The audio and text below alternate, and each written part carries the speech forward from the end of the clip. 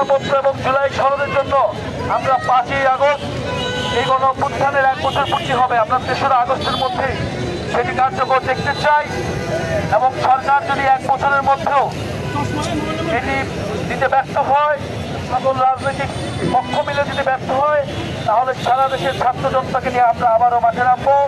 3রা August আমরা শহীদ মিনারে ঢাকায় থাকবো।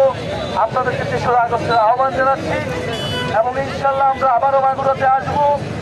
মাগুরার বাসী এলাকার যে সমস্যা, সেই সমস্যার সমাধানের জন্য জাতীয় নাগরিক পার্টির নেতৃবৃন্দ আপনাদের সাথে সবসময় থাকবে।